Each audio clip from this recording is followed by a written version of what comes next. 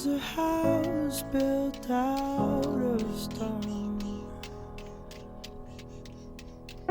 Wooden floors, walls, and window sills. Tables and chairs warmed by all of the dust. This is a place where I don't feel alone. This is a place where I feel at home.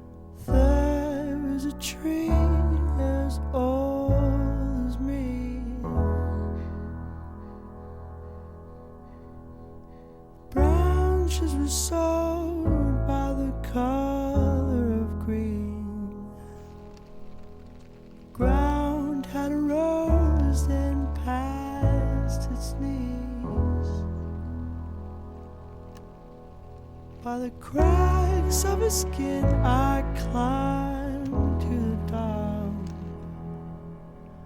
I climbed the tree to see the world. When the guys came around to blow me down, held on as tightly as you held on to me. Held on as tightly as you held on to me.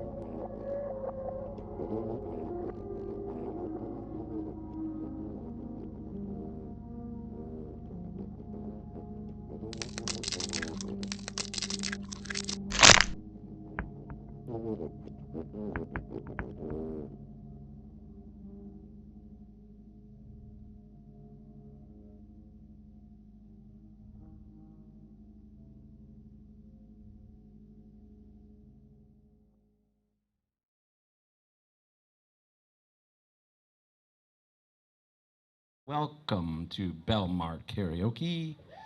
Yeah.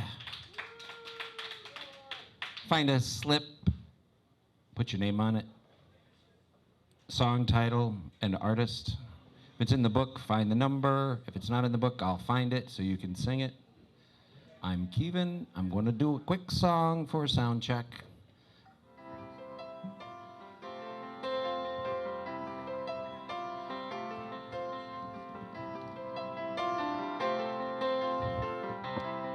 Jean baby, LA lady, the seamstress for the band, pretty eyes, a pirate's smile, you'll marry a music man, ballerina, you must have seen her dancing in the sand. And now she's in me, always with me. Tiny dancer in my hand.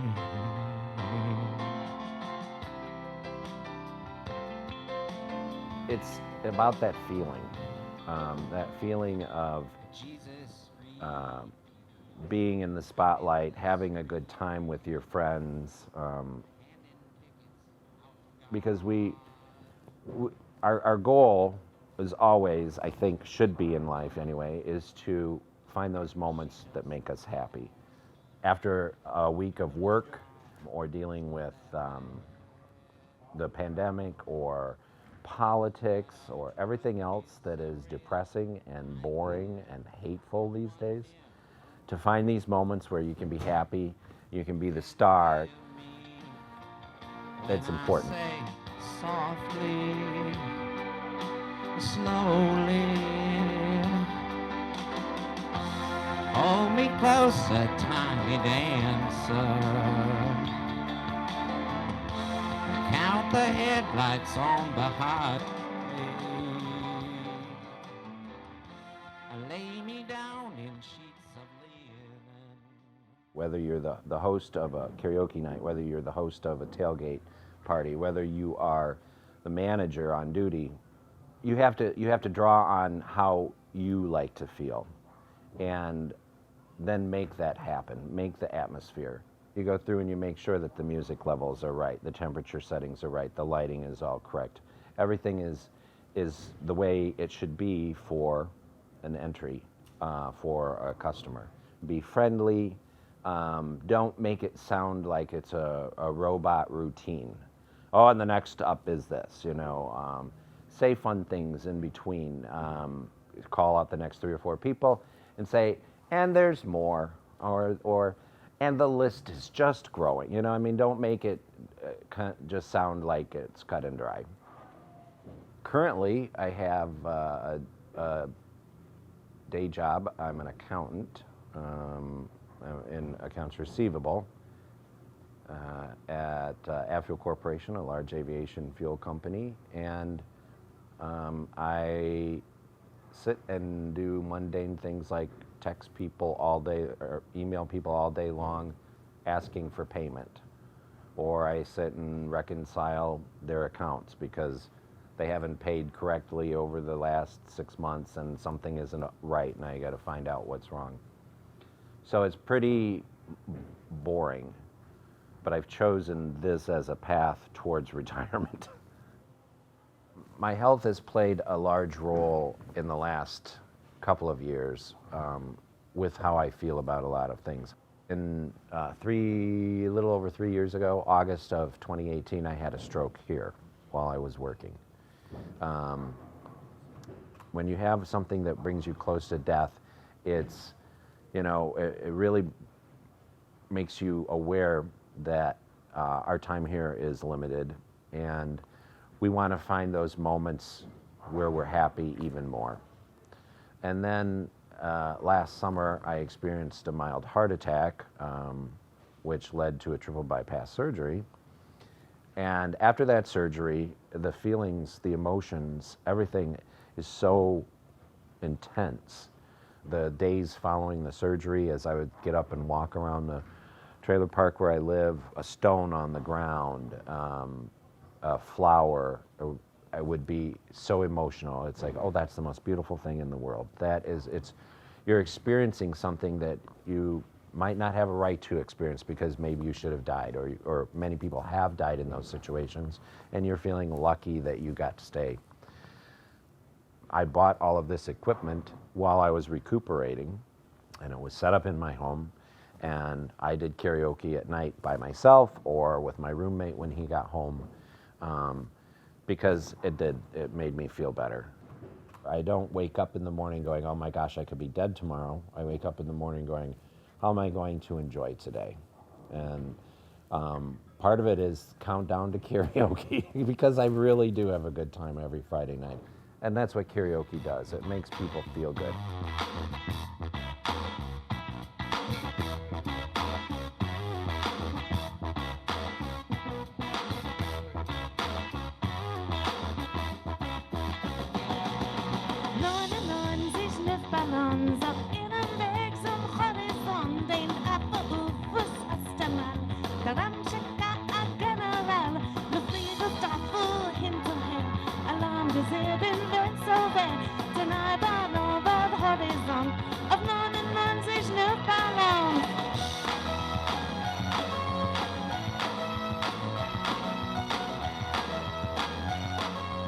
Right. Hands together for Bethy. I don't know. We can't rate her because I don't understand German. We're going to get Jamie up here next. Or Sydney. Is it Jamie tonight? All I can say is that my life is pretty plain. You don't like my point of view, you think I'm insane. It's not sane, it's not sane. I just want someone to say to me, oh, oh, oh, oh, I'll always be there when you wake. Yeah, you know I like to keep my cheeks dry today. So stay with me and I'll have it. Now have it made, now have it made, oh, no, no, no, no, no, I'm really gonna have it made, yeah, you know, I'll have it made. All right. Give it up for Jamie. Thanks, Jamie. All right, we're going to get Randy Watson up here. Always got mad when the class was dismissed, but when it's My real name is Nathan, Nathan, but I go by Randy Watson, RandyWatson. I started singing my very first song. I was in the Navy, and I was stationed in California, and I was on a shore base called ACU 5, Assault Craft Unit 5. And we were setting up karaoke one night, and out of nowhere, I hit this high note, and I had no idea where it came from. I just hit it, like, naturally. And then I realized I can actually sing. Like, I wasn't like taught or anything. I was not in a choir or anything like that. I wasn't a professional singer. I wasn't taught how to sing. Everything I did just come natural at that time. So I didn't sing for years after that. Then I came back to Michigan, and I'm going to show you this picture real quick. He was this was my best friend. of 33 years. And he was my other buddy. He got me into karaoke about 10 years ago, and we just started singing it together. And we would do duets and stuff, and I mean, he passed away this year, but he's the one that really got me into, he's the one that found me, he found me a path. He's like, oh, you can do this thing? Well, you can be in a band, or you can sing every Friday night and enjoy it. And I started doing that with him. This is where the crowd goes, whoa!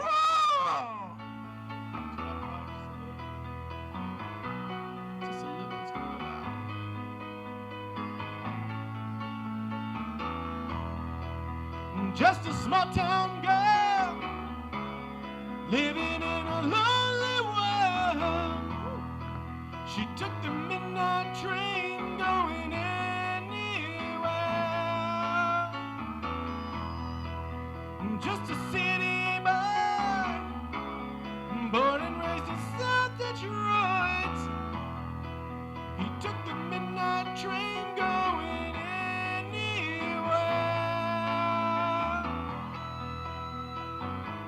You know, if you know the words, you can sing the words. I'm pointing at you and you and you and you and you and you and you and you and you and you and you. Randy, my co-host, it's his lost dreams. He didn't get a chance to do what he wanted to do when he was younger. He feels it's his lost opportunity, and he gets up here and he can be a star and everybody enjoys it. On and on, strangers waiting, who up and down the boulevard in their shadows, searching in the night. Street lights, people living just a funny motion, hiding somewhere in the night.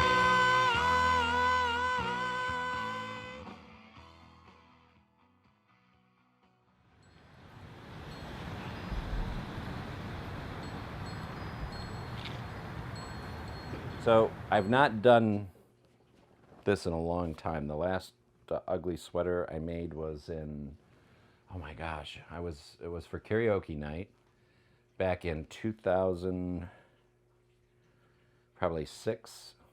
So I haven't done one in 15 years, and I don't know if this is exactly the way I need to be doing it, or if I will have to. My day job is collections for an aviation fuel company, and in my free time, I do karaoke, I bowl, and then I spend a lot of time doing binge watching. I never had a lot when I was a kid. I grew up in a home that was never finished. Around the windows, there was no windowsill or window trimming or anything. The cold air in the wintertime would come through. There was nothing on the walls. It was drywall. We just sold that house. My father's now living with my brother as he's got a case of dementia that's getting worse and worse and worse. So he's moved in with my brother and he's taking care of him. So we sold Dad's, or the family house. I did not have a good childhood for the most part. My father did not approve at all of the gay lifestyle. So, I was sent to mental health care to fix me. I want to enjoy life, want to be happy and try to date and, just have a life. That's where my energy is devoted, and just being happy. Just for me to be comfortable is important because I was never comfortable growing up. So I think people come to karaoke to get away. They come literally because they escape. It's an escape world for them to make us feel good and forget some of the things that's going on. That's why I think a lot of them come to karaoke. Some say love, it is a river that drowns the tender reed. Some say love, it is a razor that leaves your soul to bleed. Some say love, it is a hunger, an endless aching need. I say love, it is a flower, and you, its only seed.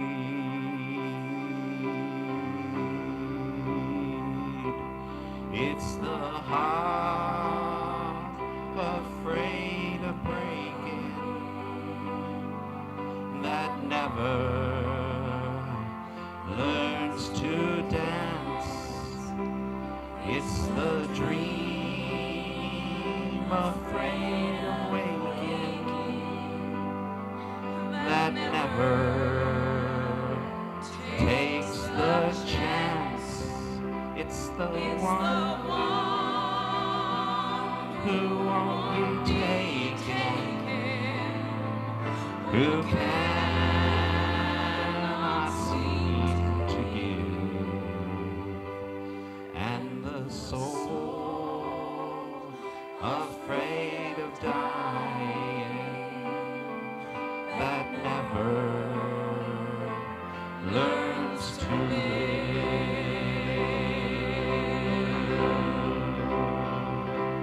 When the night has been too lonely and the road has been too long, and you think that love is only for the lucky and the strong, just remember in the winter, far beneath the bitter snow, lies the seed that with the sun's love in the spring becomes the rose.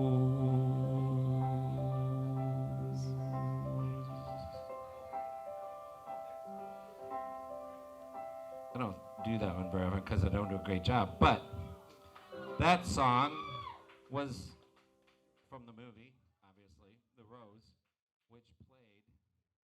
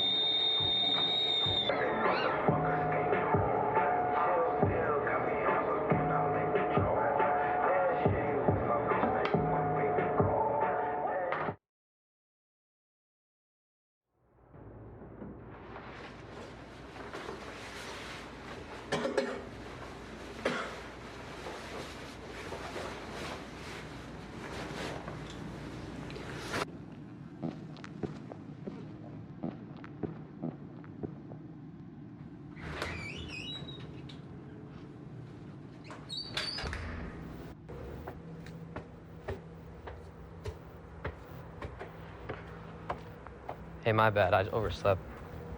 Daddy, there's a second. All right. Bye.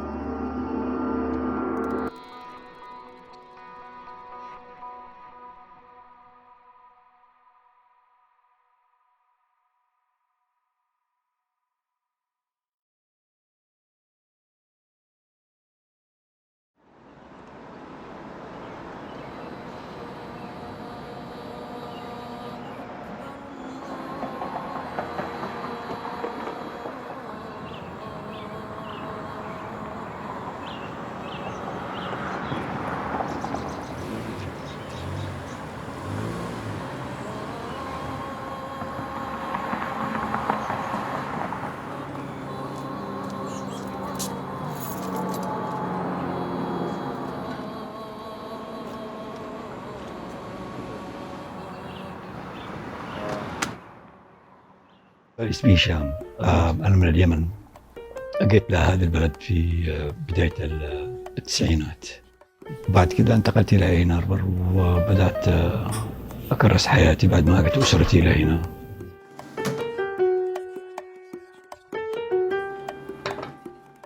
أخذت كلاسات، رحت درست، يعني أخذت صفوفيا حتى أتعرف على كيف تعمل القهوة.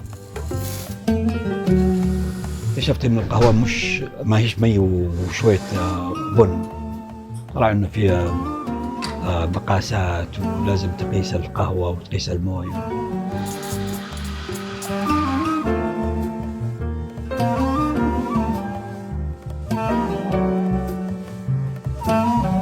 القهوة اليمنية معروفة يعني عالميا، إن قهوة بدايتها من اليمن، ونحن فخورين بهذا، إنه نكون نحن مسوقين للقهوة.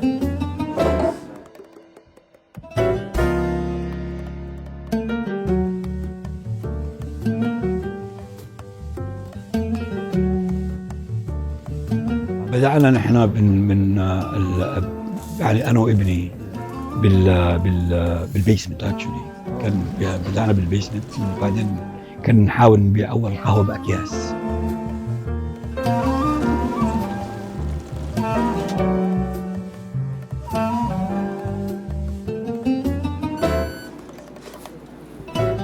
وبعد كده شفنا إن العملية بتكون يعني شوية تاخذ وقت. على عملية الانتشار كان لازم نفتح قهوة وكافي شوب علشان نعرف نفوسنا ونعرف القهوة اللي معانا. وتدريجيا بدأت الناس تتعرف على القهوة تبعنا. إذا لما فتحت تعرفنا على ناس أكثر بخاصية أخرى طبعا بالقهوة. فعلاقتنا كويسة جدا مع الزبائن مع الكوميونتي. بعض الزبائن صاروا حتى إذا كانوا أصدقاء.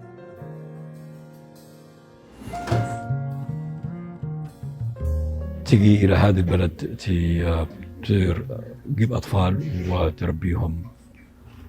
هذه شيء مش سهل. حاولت أكون قريب من شغلي ومن البيت، الشغل من البيت، حتى إن أنا أوفق ويكون قريبين منهم. طلبت أنا من أولادي إنه يكونوا جنبي، فكما رحبوا على طول لأن أنا كنت جنبهم.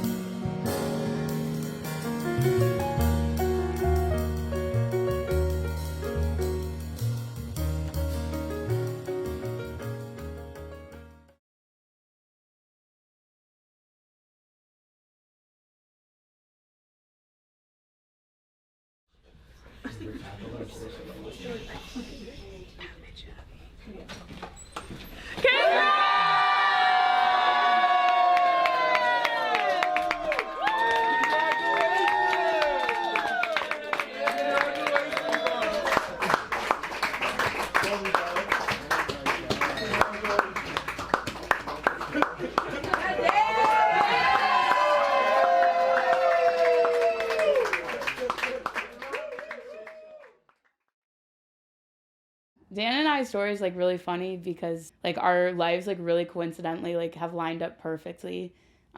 So I met him in Israel and we got really close in Israel, spent a lot of time together hanging out, and then we both found out that we were going to Michigan together.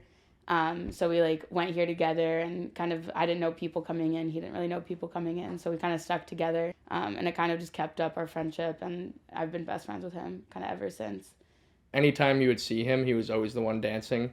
We have probably countless videos of him throwing his arms up and kicking his legs. He's always the one that isn't afraid to be the first person to start dancing. And I just, I don't know, it brings a smile to my face. And over the last few years, as we've gotten older, you know, the frat hasn't really taken up as much of our times. So Dan and I have been able to get a lot closer, and yeah, we've been able to spend a lot more time together. I've been able to come over here a lot, see all of the Benjamin boys, hang out with them a lot more, and I've been able to get a lot closer with them and with Dan as well. I met Dan first week of freshman year. We were living on the same hall, so he was a few doors down, and I had already met one of our roommates now, Jeremy, and he kind of just introduced Dan to me across the hall, kind of just shouted like, "This is Dan," and we kind of just locked eyes. Not to make it too romantic, but we locked eyes and it just kind of clicked, and we were very good friends, attached at the hip ever since.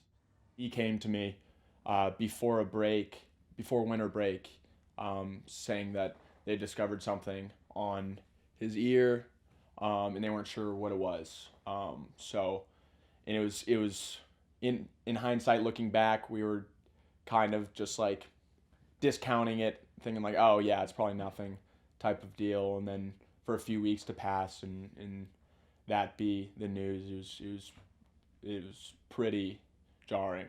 So yeah, found out in the fraternity house. I was one of the first people, I believe.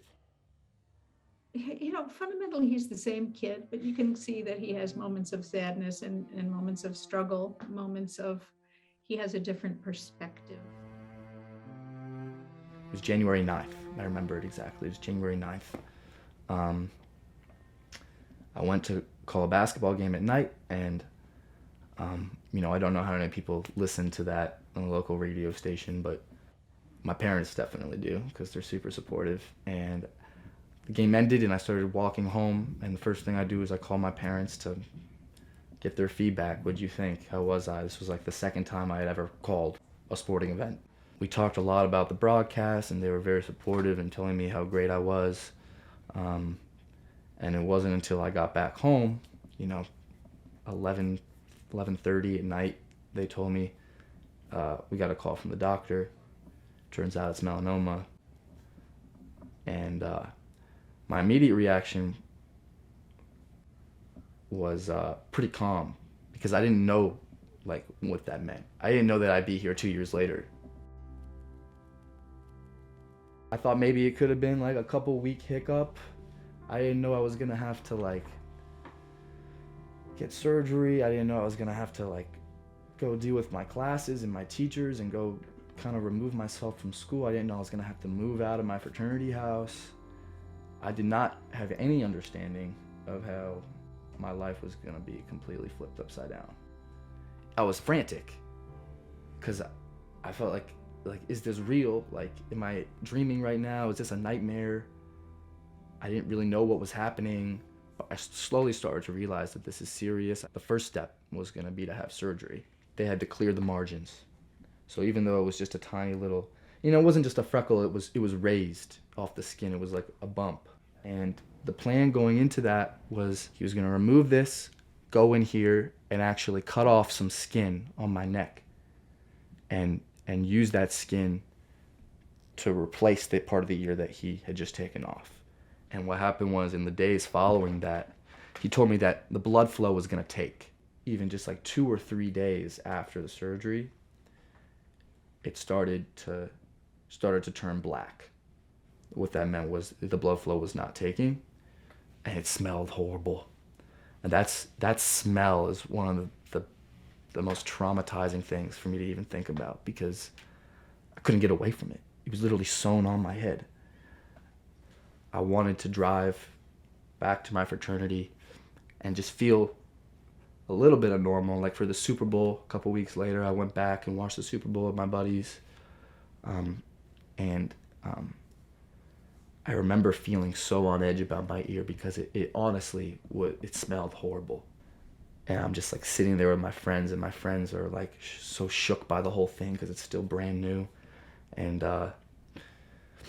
I think they were just too nice to even say something because obviously they felt for me.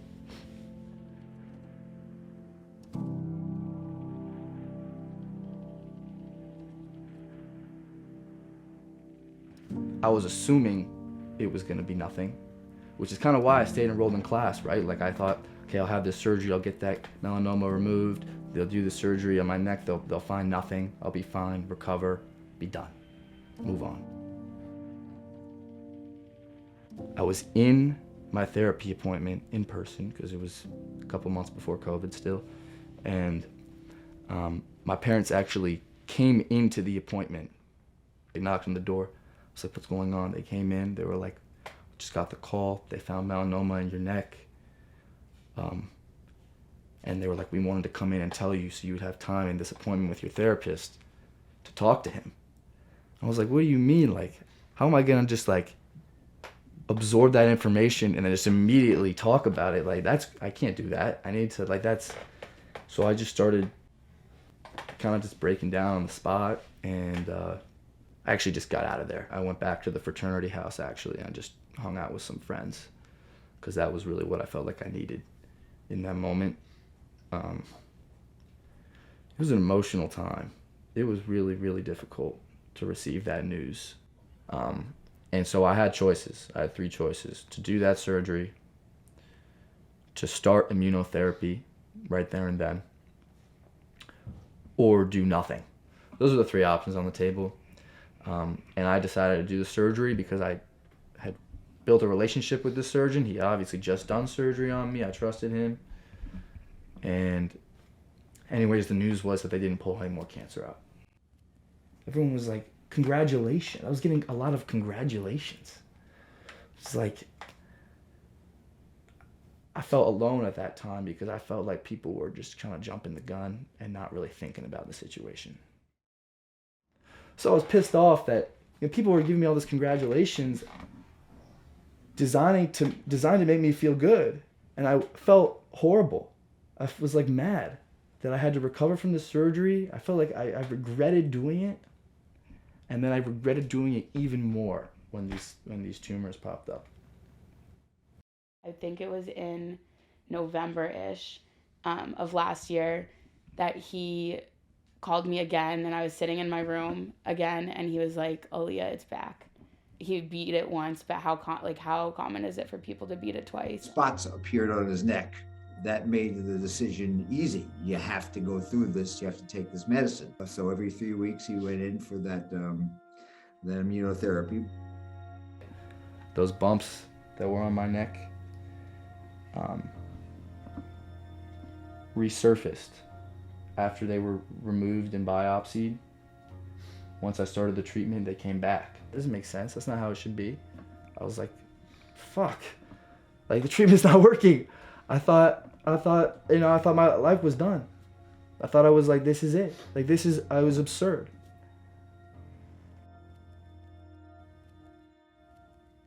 I felt like I was living a double life. Like, I would go to the hospital, meet with my doctors, get my treatment, whatever it was. Then I would come home, and it was like none of that was happening. Oh, just joking around, and that's how we are. We just, but I wasn't in that mindset. I couldn't be. At this age, nobody here is emotionally mature enough to deal with that. It's just a fact. So I think they all kind of froze up a little bit. And that was really tough for me because I really, really needed them. We were driving, I think, we were driving somewhere, we were driving up State Street somewhere, but he had brought it up how he felt like I was the only one he could talk to about this stuff, and I was the only one that cared, and cared to reach out and cared to check on him. All of his close friends want to be there for him. They just don't know. They didn't understand how, and that was the big piece that we struggled with at the beginning. It was like, how do you even tackle this subject? Do you even bring it up? And it was heartbreaking to hear that.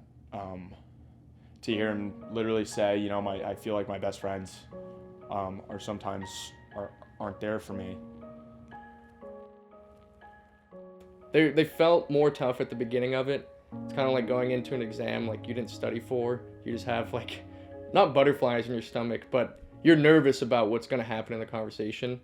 And then, it'll get emotional. No one's yelling or anything, but it gets emotional. But then once everyone has a chance to say what they have to say, then we start, constructing what we can do better moving forward. So it's definitely conversations that needed to happen. You look at Dan and the way he interacts with everybody, you can't tell. He hides it so well, and he always seems like he's just doing so well, always in a good mood. So I was really just taking a step back thinking, wow, this kid's just really brave and really strong to be going through this. And, just with a certain select group of people just going through it. And I know through the COVID situation when everyone got sent home and it wasn't really, he was kind of on his own. He didn't really have too many people. I was just sad, because I don't want anyone to have to go through something like that alone. Or not with too many people to be around, and that was super hard for him too. The purpose of the surprise party that we put together is we wanted it to be small, a small number of people, and for it to be very sincere and genuine, and put across that message that here is everyone that is there to support you, and this is all that love and support that you've been craving all this time, and it's. It was awesome to see him feel that loved and supported towards the end. To learn how to be there for each other, and talk about the serious things going on in my life and everybody else's life. I mean, I'm not the only one who's had to go through stuff during the pandemic. Everybody's had their own challenges. So I think our collective friendship with everybody is way better than it was a year and a half ago. I was just one small piece of the support system that Dan had. He had his parents, he had all his friends. My lasting reactions from the whole situation is that this kid is just so strong and brave to go through all of this. Daniel has developed at the University of Michigan what seems to be an incredible network of friends. I'm definitely leaving melanoma behind. I think that's the obvious answer. And I'm more than that though. I'm gonna leave behind. I think just like being scared. Go do the things you think you want to do. You say you want to do. Go for what you want in life, and just don't be afraid. Like, it might not always work out, but at least you'll know that you don't know if it'll work out unless you try. That fearless mindset, that's what I'm gonna bring to my career, to my friendships, to everything I do. I'm just gonna not be afraid. Anything I want to happen, I'm gonna go and do it, or I'm gonna try.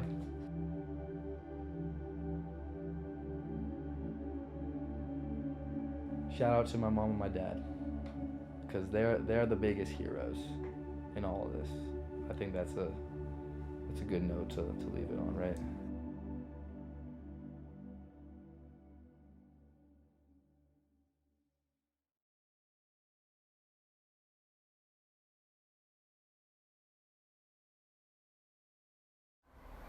All right, action.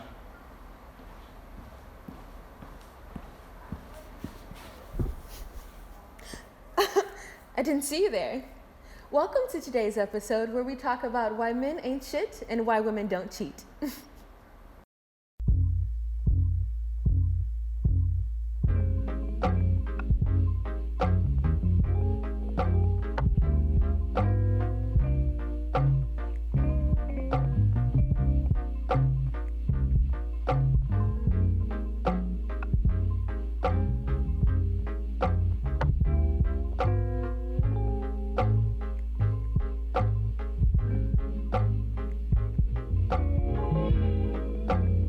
Feelings that come and go. This is something we all know. Was it really your fault that I'm leaving?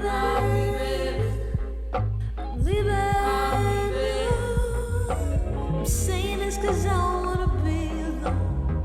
In my thoughts I feel so miserable. Got something on my right side stay afloat, while my left side pulling it won't let me go. I wonder what feels so comfortable to let myself sink when I'm feeling low. Got nothing in this world I can't feel no more, but I won't fail now. No. Running, I'm just staying away from it. Running, I'm just staying away from it. Running, I'm just staying away from it. Stay away.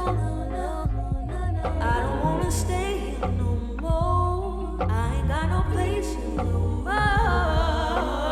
Packing all my things and I'm headed out the door. And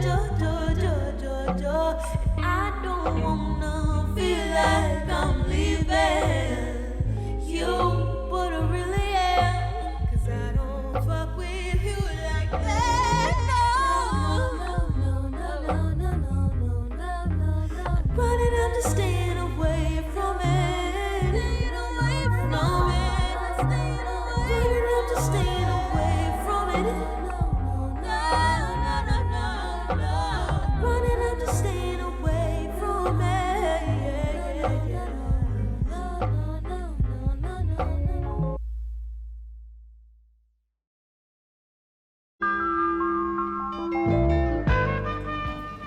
Have you found yourself in this situation? He promised he'd wash the dishes after the game, but here the dishes are, still not washed. Does your man know how to do anything besides eat, sleep, waste your time and bust the occasional fart. I found myself in the same situation and I'm fucking tired. All of that changed once I discovered the Make His Pockets Hurt program. With the 3 easy steps of gaslight, gatekeep, and girl boss, you'll find your man at your beck and call, begging you for mercy. With Make His Pockets Hurt, you won't just be only hurting his pockets, you also hurt his ego, pride, dignity, and best of all, his fragile masculinity. So ladies, do you want the respect you deserve? Ask yourself not what you can do for misogyny, but what misogyny can do for you.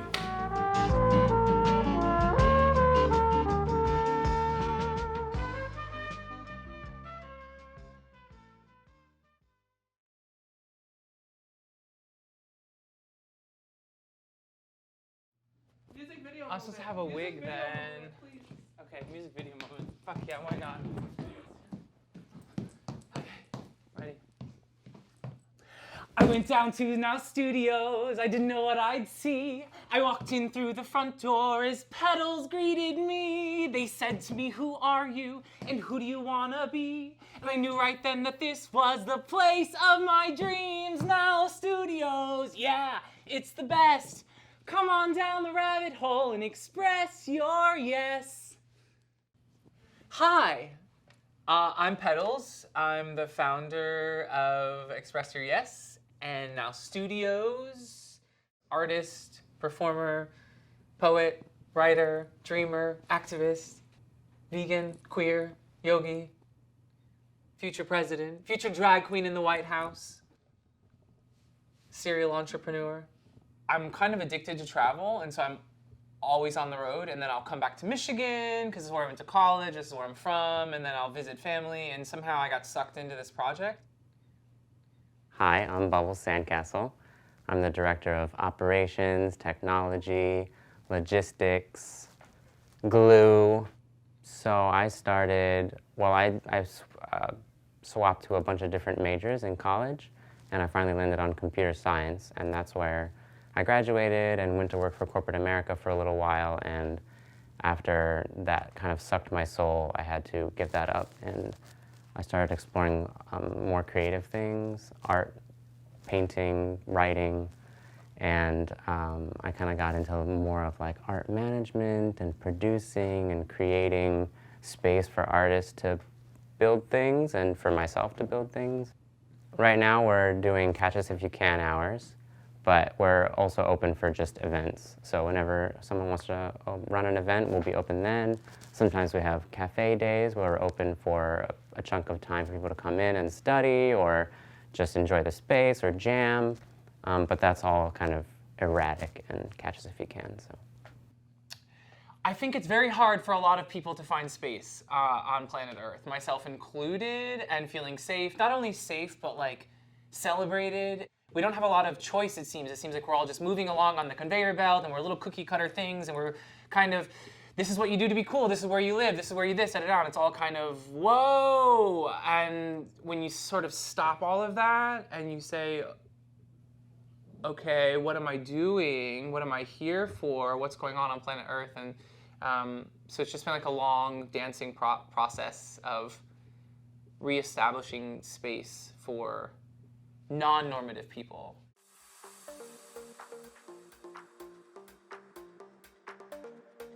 I can't have bosses, I can't have time clocks, I can't have schedules. I've got to really be freed up, maximally free to just be what I am and present what I am, and I think that that's where this whole movement came out of. So let's go back to 2008. I'm a high school teacher, I'm 23, I'm in the inner city, all of my kids are predominantly Hispanic and African American. A lot of my students don't know the difference between 2 and 2, T-O-O and T-W-O, and you start to see how much the system is designed to fail certain pockets of people, whether that's because of race or socioeconomic status, whether that's because of gender, orientation, or religion. To be ushered into the margins, for whatever reason, like to be a non-straight, white male. If you saw photos of Bubbles was Sammer then, 10 years ago to now, you've made quite a transition. So I grew up Muslim, and for many years I had a lot of struggle with internally accepting who I was and how I presented myself to the world. And I used to wear a lot of baggy pants and a lot of dull colors, and over the years I just kind of, with Petal's help, kind of came out of my shell a little bit. Why do men not wear nail polish, for example? There's no reason, there's really no real reason. It really is kind of a shedding of your skin, you know, like unzipping your spine, stepping out, choosing to recast the movie, choosing to just re-edit your entire baseline of what life is going to look like, you know? And so then that's a massive thing. It takes years or decades to really process what to do afterwards. And there's not a lot of spaces, especially not in the big city. Like if you're not in San Francisco or Los Angeles or New York or one of the big cities, it's hard to find non-normative places to be seen and validated. He was with his computer programming boyfriend, and they were making hundreds of thousands of dollars a year, living the total computer programmer dream, and then he wasn't super happy. I don't know, I kind of got into deep depression for a little while and started contemplating suicide, and there was this knife on the wall that just kept getting my attention. I don't know if this is too much information. He was talking to me about his journey through life and through the world and how he handled all of this sort of like existential crisis type feeling that started to come over me. I finally joined this little dance group studio in San Francisco and was going every day, like 5 days a week. I did that for like 6 months, and that I think really pulled me out of my depression. And at the end of that, I was starting to feel better, and that's when he was calling me regularly. He was like, I'm doing this in Michigan, you gotta come, this is amazing. And then I just kind of broke up with my boyfriend and came to see you. I started making my first project. This is like our 5th brick and mortar space now studios. So the first project was that. It was like, what would we do if we just opened up a place for just dreamers and queers and drag queens and poets and people who don't want the recipe that was written for us. Like the pre-chewed prognosis doesn't fit, and also we don't want to be angry our whole lives about it. So it seems like the only way to exit the system and still have a good life is to build some new thing. When you finally do decide, okay, this isn't going to work for me, whatever that is, it's terrifying enough taking that first leap and deciding that you're going to just live a different life. That's already terrifying enough. And so really building a foundation and space for people to, when you do start to wake up from the thing, for people to just sort of plug into is kind of is the mission of all of this. If we can wake up and start the world anew tomorrow, what would it look like? What would it feel like? What would it sound like? There's so much just like being taught to us and sold to us, and it's like, it just feels like a giant, sometimes reality feels like a giant propaganda machine. What if somehow every member of Congress, like Mitch McConnell and all of them, had to just get in full drag? We'll have like RuPaul and Detox, like, to me, we're here to liberate ourselves. Like we're here to expand our consciousness and set down all of the conditioning, all of the ideas about reality. Like what does it mean to become a coat rack? Like what does it mean to just like fall down in the grocery aisle and start in a temper tantrum as a 40-year-old woman or man because like they don't have your cereal? Like at some point we're told to grow up and stop fantasizing and stop the daydreams and like, what are you gonna do? File in, how are you gonna be a productive member of society? The hypothesis with this is that you can still be an active member of society, you can still contribute, but on your own terms, you know, where you set your rules, you set your schedule, you set your boundaries. We live in a world where like there's cancel culture and there's politically correct, and that's been part of our problem with this whole project is because we're shamed by the queer community who's like, you can't be a bridge for white supremacy. You can't be a bridge for capitalism. You can't say you want to host a conversation with Trump supporters and bigots, right? Like the second you do that, you're taking away safe space from queer people. You can't have it both ways. And so it's actually very difficult, and you start to see people like AOC or politicians, or you see people who are trying to be a bridge and actually trying to say, unless we walk back into the fire, unless we meet patriarchy and capitalism and fascism and like $1 trillion war budgets, and we say, look, there's all sorts of other ways to go about this. It is about art and creation, but it's ultimately a political movement. It's using art, it's using the medium of creation to create political change, to create equity, to create a more socially just, more conscious planet. The system kind of designs people to almost lose their identity and lose their individuality and lose their own unique perspective on reality. That's the first biggest thing with all of this, is like how to get people to realize that they have a first-person narrative in the game. I am me. Next up, all the way from Ann Arbor, Michigan, we have a few members of Amazing Blue.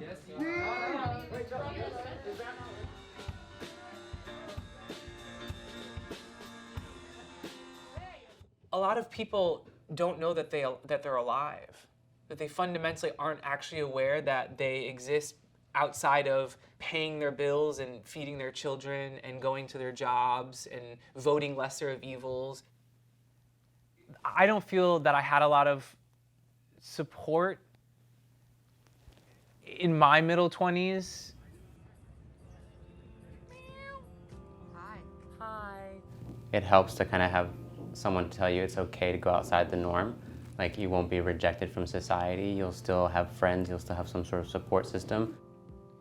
And that can be hard to believe when you want to start to put on nail polish, or you want to start to wear wigs, or you want to just explore what it means to be human without, you know, all these preconceived notions of what that means. And I think that's a big part of what the Express Your Yes Foundation is doing.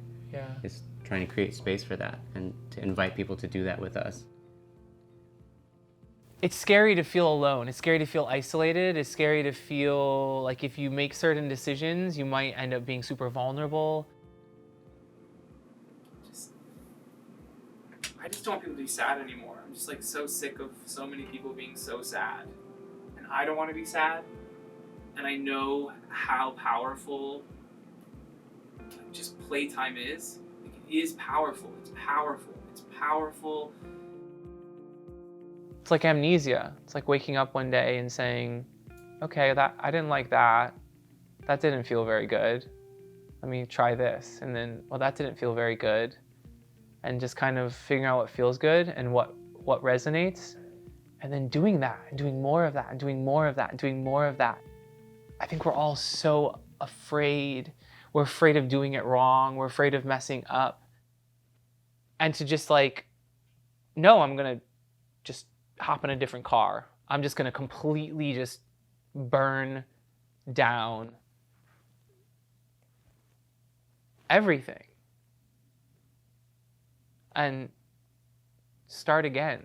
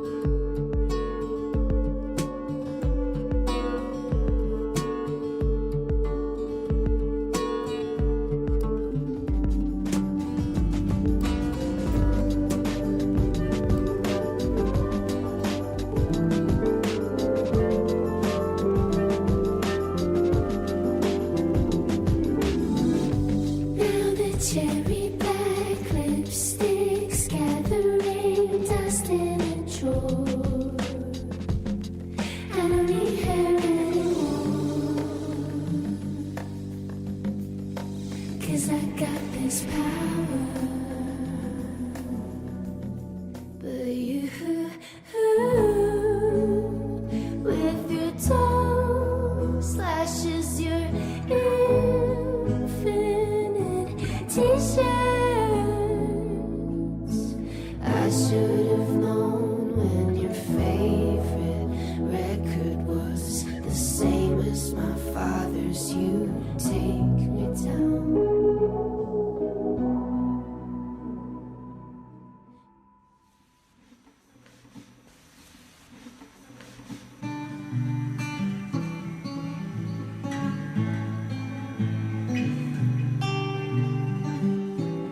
Coucou. Tu dors? Oh, je suis désolée. Ben non.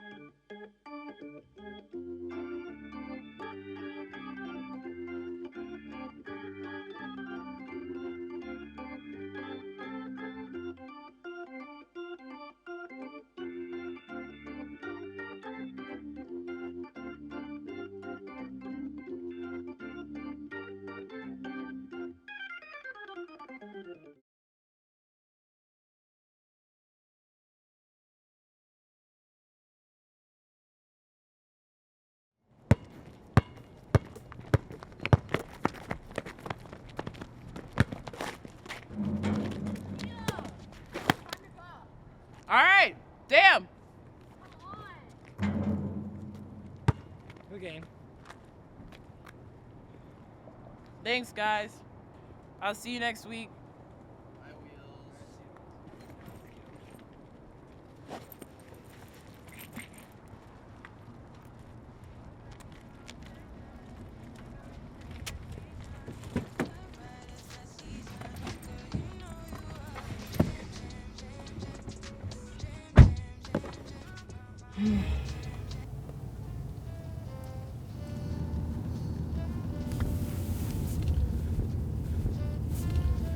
Sorry guys, I'm not used to crack roads like this. Me neither.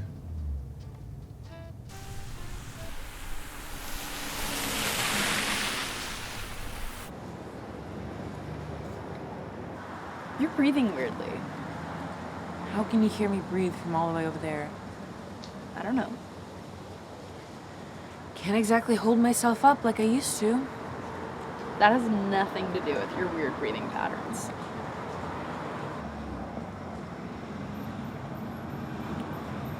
It hurts. Oh, babe, I'm sorry. It's gonna be okay.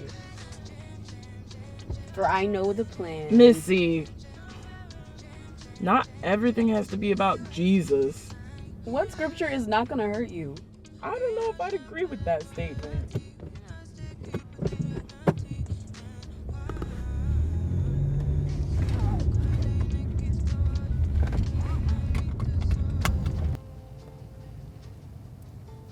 Bitch, don't add concussions to your list of injuries. Must be every 5 yards. That's a weird poem. Is it new? Or every 4. Is that why you're taking us to see some prophet? She's not a prophet. It's in a church. Not everyone who steps into a church believes in God, Ty. Pretty blasphemous, right? All right. Sure. Where are you going?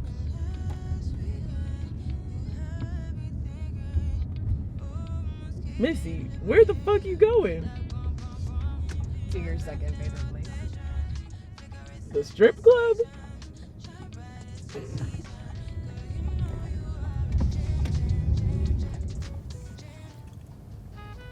Feeling nervous? Joe would be opening the doors to the youth volleyball center right about now. And in another 10 minutes, the students would start pouring in. Tay, you're doing it again. Sorry. You're good. I don't know how much good it can be if I'm not there to see it all. Well, I guess we'll find out. Alright boys, I'll be back to pick you up in a few hours. Have fun in there. You ready?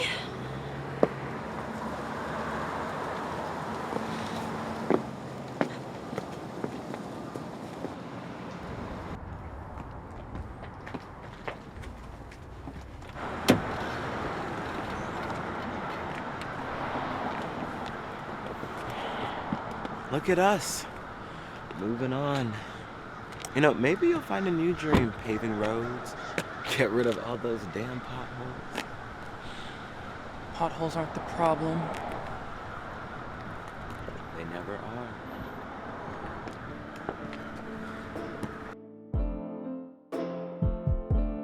You say everyone leaves you, but you drive them away.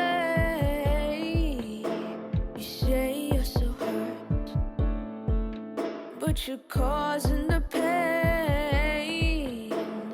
Go ahead, share your sob story, but you never share your dark side.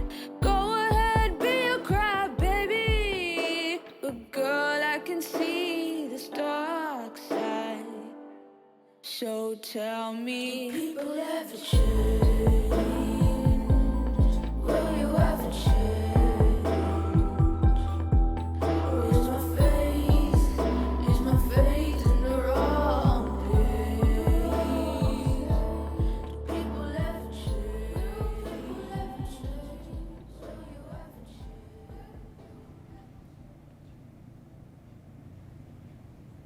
Hello, everyone. Welcome. Why don't we start by introducing ourselves? I'll go first. My name is Jennifer. I go by Jen. She, her. And I love pickles. Why don't you go next? Me? Yeah. I'm Wheels. Well, Jesse. Hey, y'all. And a fun fact about you? I hate pickles. Right. And you? Amber. We don't need last names, right? It's up to you. It's Amber. She, her. And I really enjoy bullet journaling. So you're organized? No. She tries to be. It's kind of cute, actually. What? It is. Whatever. 1, 2, 3. You know, just because you mix the batter more carefully doesn't mean it's going to taste any better. Then how come every time I do, it tastes better? I don't wear this apron just for show, you know. I know what I'm talking about. I don't seem to remember you on MasterChef. Oh, you don't remember this? Ty! Oh, come on, baby. It's just some flowers, see? Oh, stop. Just stop. Okay, let me help. I think you've done enough. Can't even take a joke. You always do what you want, but what about how I feel? Aren't the meds supposed to fix that? You really don't get it. Now, I get this. I have this fucked up leg, and here you are. Healthy. Whole. You won't even step foot onto a view. It's more than that. I was there too, remember? Maybe you have the scars, but I thought you were dead. Just when I thought you were getting better. You know what? Fine. Here.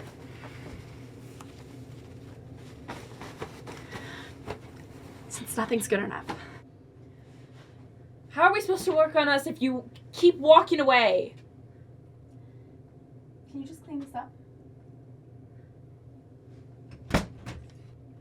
I'm Ty, short for Tyler. Anything else?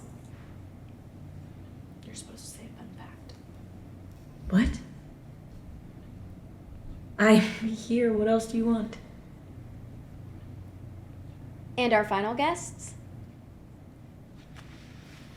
I'm Levi Jones, and this is Dante. Both he, him. Wait, I remember you. Aren't you Black Magic's boy? Yeah, sure. Man, I've watched you all season. I thought for sure you were gonna go pro. Everyone did. Do you think heaven has lakes, Levi? No. The horns of angels. The ushering in of departed souls. Familiar faces among them. It is too early for your morbidity today, Dante. You're the one drawing lakes. It's not a lake. It's a house on a lake. What have lakes got to do with it anyway? Heaven has lakes. No, it doesn't. How would you know?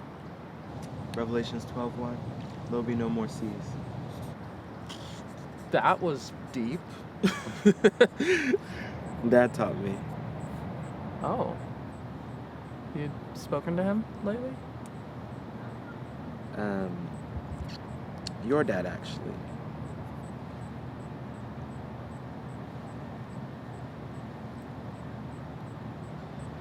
Sorry.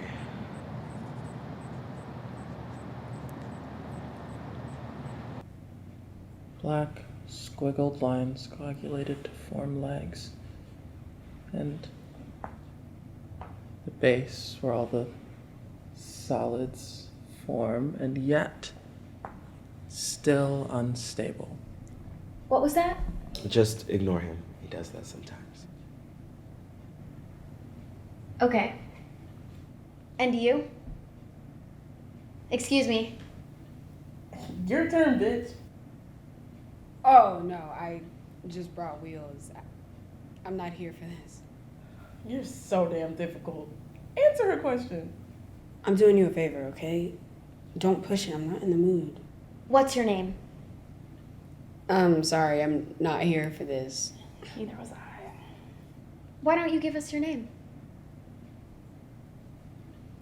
Missy.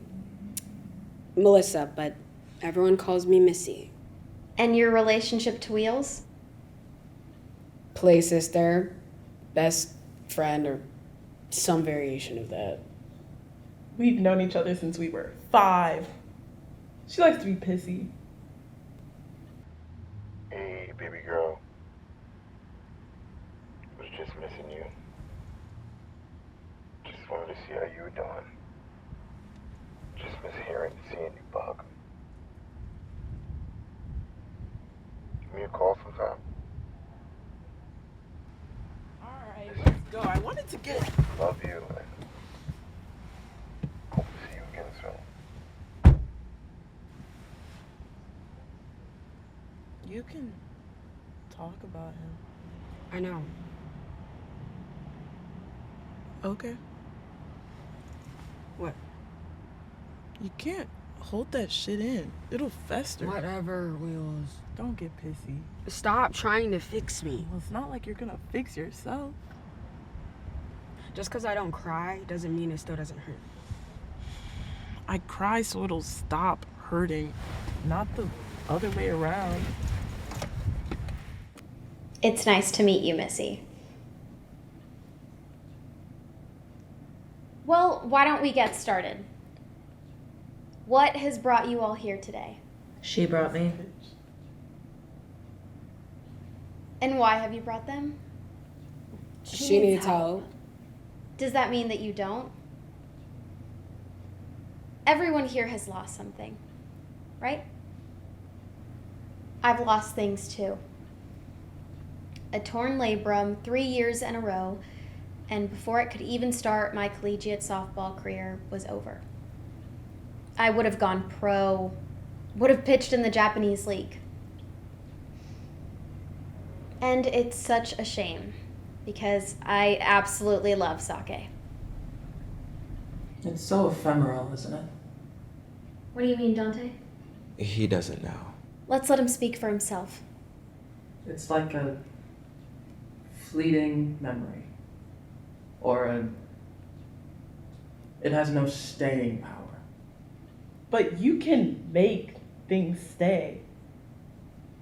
If you want it enough. I don't think that's healthy. Yeah, but it's life.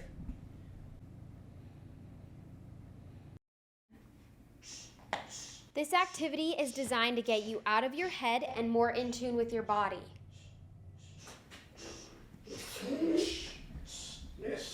Stop fucking laughing. Get in here. You look dumb as hell. Hey, come on. As athletes, our connection with our bodies is paramount. To find direction, we first have to redefine that relationship. What is making a fake machine have to do anything with helping some washed up athletes? What? Oh my god, babe, are you okay? Is this why you brought me here, Amber? To have my other leg fucked up by some spaz?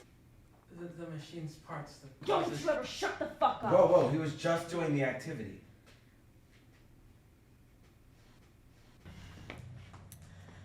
I'm sorry, it's sore spot. Did I say something wrong? Fuck you, Missy. What? You could have at least Let's try to tried use it. positive words. This is whack. Thank you. All right. Okay. A psychological defense mechanism in which a person redirects and Displacement. Shit. Yes. Jen, 17. Hewitt, 7. Yeah. Okay, your turn. Okay.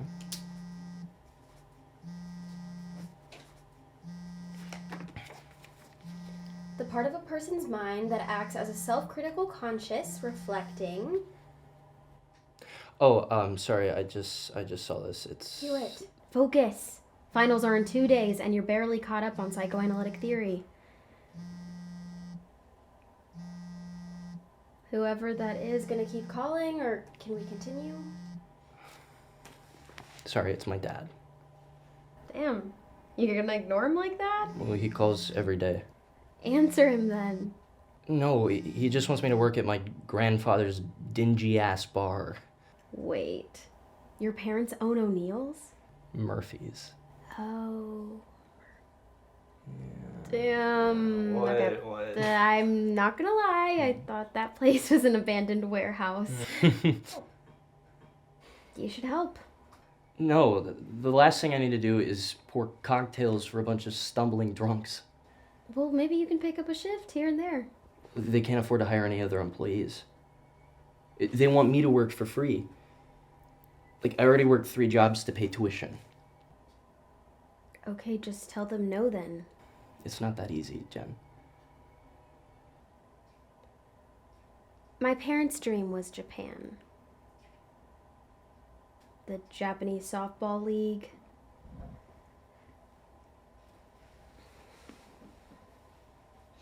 They still ask about PT at Thanksgiving. At the end of the day, it's your life. They'll be fine.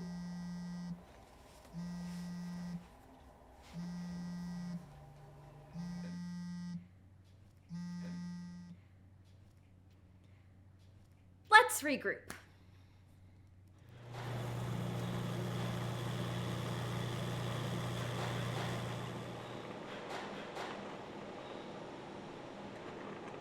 Hewitt, are you sure? They'll figure it out, I'm sure. I hope so. Why would you put oat milk in it? It's vegan. Oh yeah, fuck us meat eaters. I forgot. Wheels likes to hear herself talk. Shut up, Missy.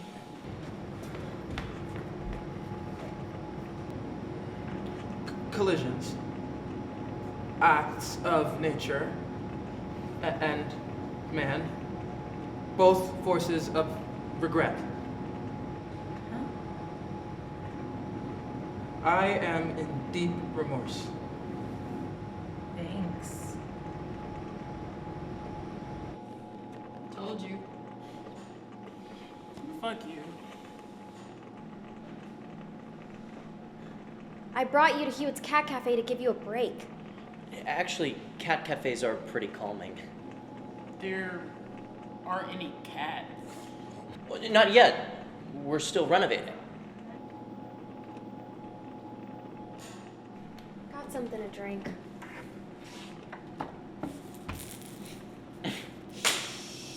Oh, shit.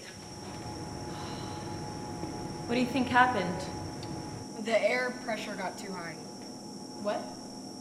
The mechanism in the machine overheated, causing the air pressure to increase significantly. Oh. So what do we do? I'm not doing this shit. Wheels, are you okay with quitting?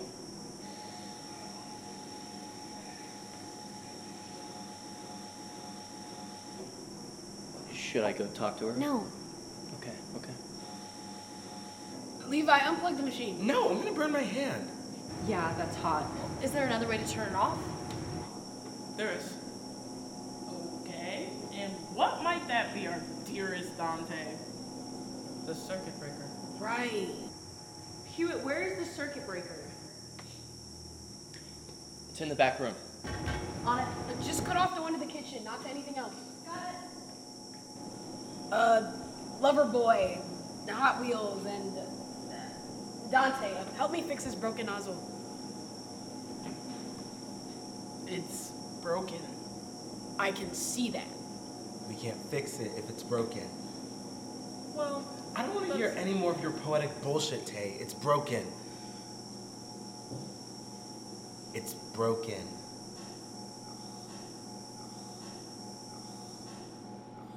Oh, fuck. I said the one to the kitchen. Sorry. Hold on. 1 second. Hurry! What a joke. Sometimes it's easier to see in the dark. Shut up, please. My parents were right. What? Hurry up! How long does it take to find a damn button? Maybe some people were just meant to do one thing. Is it over now? I'm quite hungry. I could eat too. A muffin sounds amazing. You want chocolate chip or blueberry? Thanks, Bug. Missy,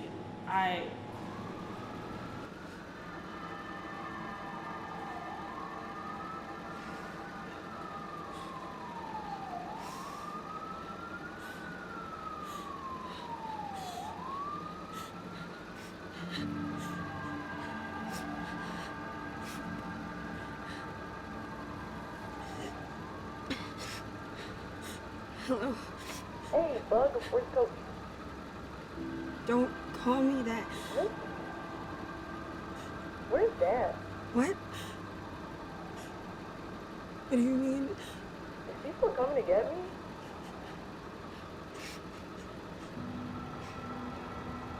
Missy, is Dad coming?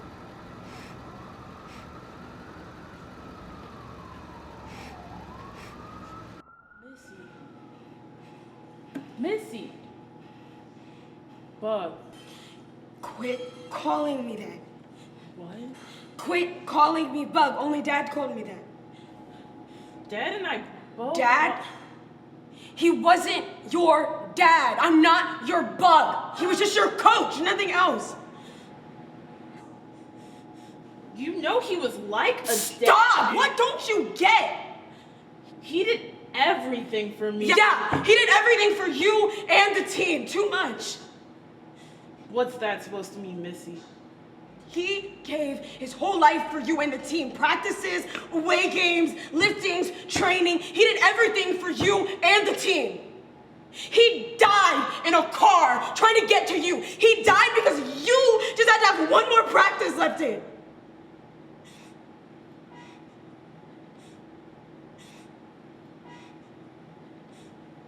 Okay, Wheels. Missy, Yeah, what are you feeling? tired. Of what? Missing him. I miss him too. It's not about you! What do you miss about him? It hurts to remember the memories. I know it hurts, but that pain is kind of all you have left of them. There's always aching after death, but grief is only for the living. The dead are free. The dead are free? Do you not feel free? He's just deflecting from his grief with tired-ass poetry. And you're deflecting with tired-ass cynicism. And you're Okay, that's enough. Y'all are adults, not kids. Levi, what are you here for? For him. He's here, but why are you? Didn't I just say? You may have come to support Dante, but everyone is here to grow. Why are you here? He's looking for an excuse. An excuse. Go on. Father and son in an eternal game of catch. But the son has run so far out to field that the ball cannot reach. Levi, do you feel you're running from something? I'm here to get my friend out. And if we're gonna keep talking about irrelevant shit or fixing fucking coffee machines, then I don't think we need to be here anymore. Dante?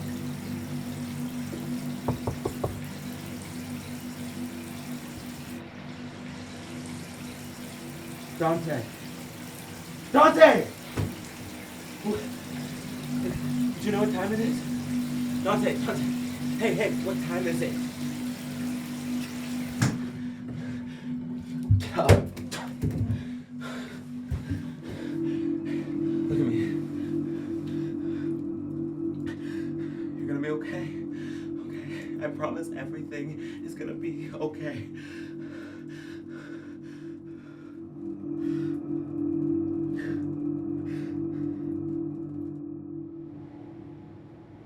Is that all you have to say? Yep. I'm sick of playing catch. But you miss it. I sure as hell know I do. I'm not ever going back. How could you say that? Why is it always about soccer with you?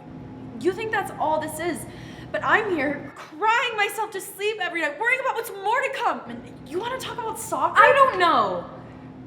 Sports are easy, they're tangible. I can always train harder, run faster, kick a ball. I don't know how to fix this. I don't know how to kick away your anxiety. I just need you to understand.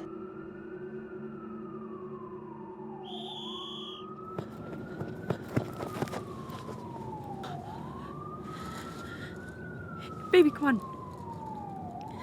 Hey. Please wake up. Time.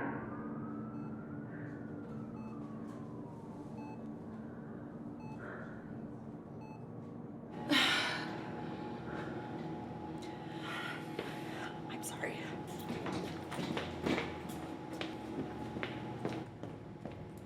Let's stop here for today.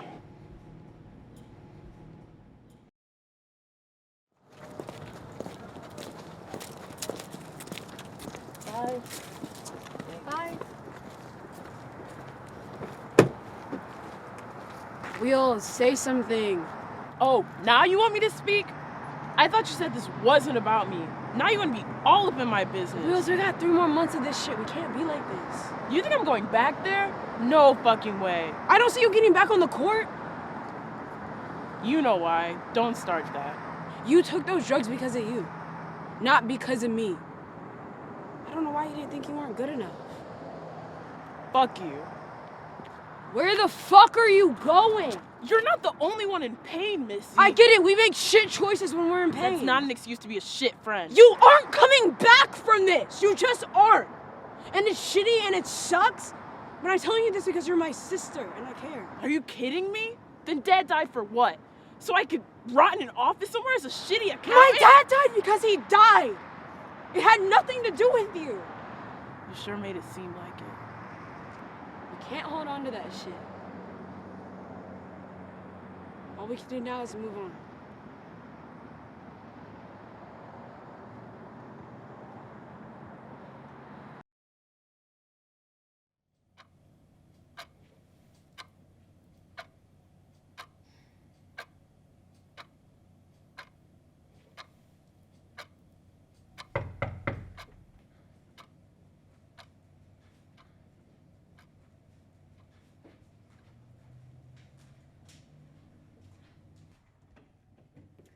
Oh, hello. I'm so sorry. Do you know where the bathroom is? Yeah, down the hall.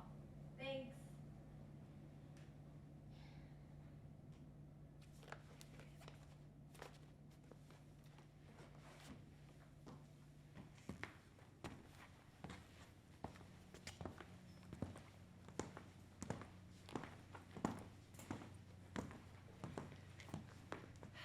Is it just us today? They'll show up, I think.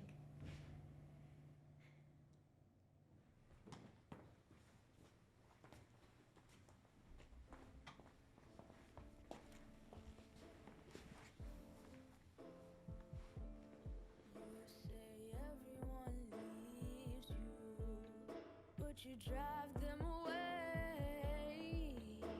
You say you're so hurt, but you're causing the pain. Go ahead, share your sob story, but you never share your dark side. Go I guess our CP clock synced up today. but girl, I can see this dark side. Welcome back, everyone. So tell me, do people ever change? Will you ever change? Or is my faith in the wrong place? Do people ever change? Will you ever change? Or is my faith in the wrong?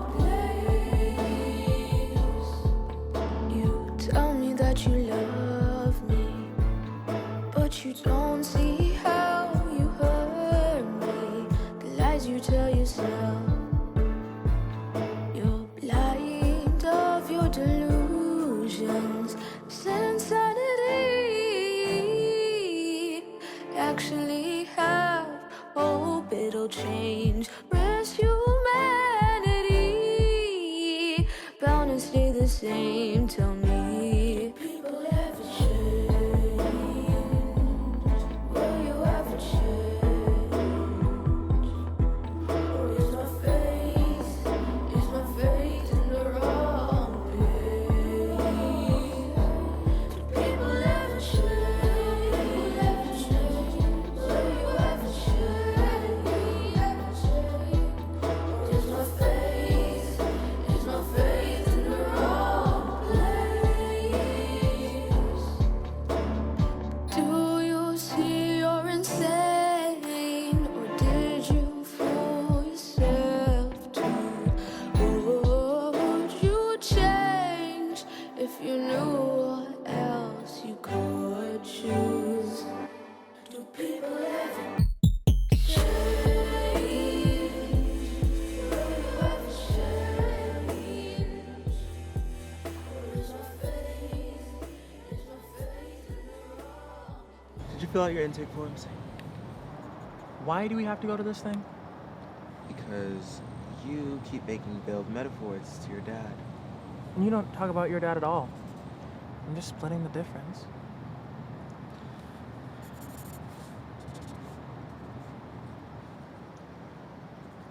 Did you get to the house yet?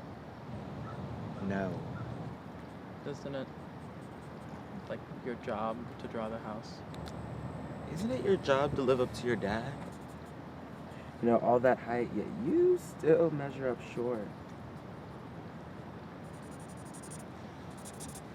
And this interior design shit, are you gonna choke again? What? You never got this frustrated when you struck out? I'm not. Rob is waiting for us. Don't forget you.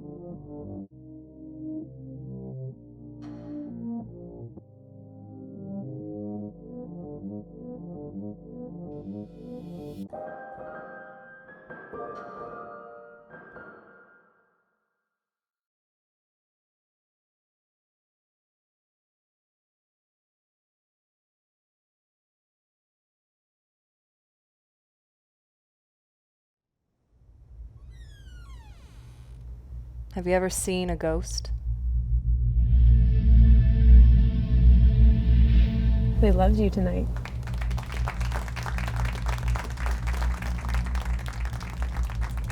They loved us. After seeing your show's final performance last week, I was keen to sit down and chat. We've always worked as a duo, and collaboration is at the core of how we operate. Are you ready to be done with it? Only because I'm excited to see what you've written for me next. Hey, Hugh. Yep, just started writing, actually. I really like him. I hope you know that. Hey, stranger. Hello, Hugh. So, got yourself a bit of a bug problem. Something hatched recently.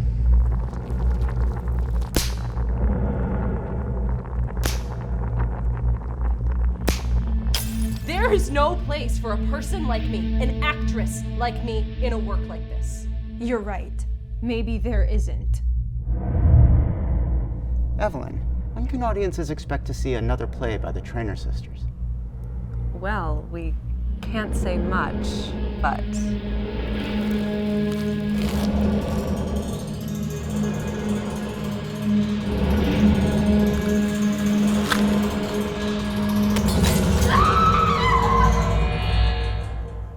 It's going to be big.